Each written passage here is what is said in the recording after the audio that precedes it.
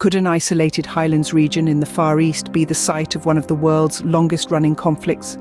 Today, we delve into the turbulent history of Papua, a land draped in beauty and soaked in strife. In the beginning, there was the Dutch East Indies, a vast archipelago under Dutch control. When Indonesia won its independence in 1949, Papua, a Dutch colony, remained an exception. Then came the year 1962. An agreement known as the New York Agreement transferred the control of Papua to Indonesia, but with a caveat. The agreement mandated a consultation with the Papuans, a process known as the Act of Free Choice, to decide their fate. 7 years later, in 1969, a controversial referendum took place.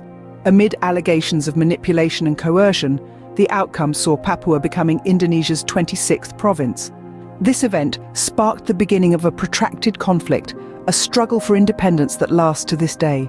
The Free Papua movement, or OPM, emerged as the vanguard of this independence struggle. Its armed wing, the West Papua National Liberation Army, or TPN-PB, has been in active conflict with Indonesian forces since its inception. But what fuels this enduring conflict? The answer lies in a complex mix of marginalization, lack of development, political violence, and human rights abuses. Economic development projects, particularly mining, have led to the displacement of the indigenous Papuan people, exacerbating tensions. Over the years, the conflict has seen various leaders. One such figure is Benny Wenda, the leader of the United Liberation Movement for West Papua, or ULMWP, who has been calling for international intervention and sanctions on mining projects. The current leader of the TPN-PB is Egyanis Kagoya. A significant turning point in the recent history of the conflict was a 2018 attack on a highway project by the TPN-PB, which marked a surge in violence.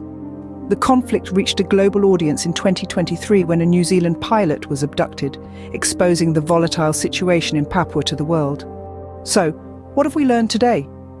The Papuan conflict is a complex, enduring struggle rooted in a controversial referendum from over half a century ago. It is fueled by issues of marginalization, lack of development, political violence, and human rights abuses.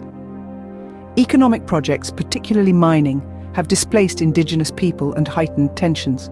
Despite international attention and various attempts at resolution, the conflict continues to rage on.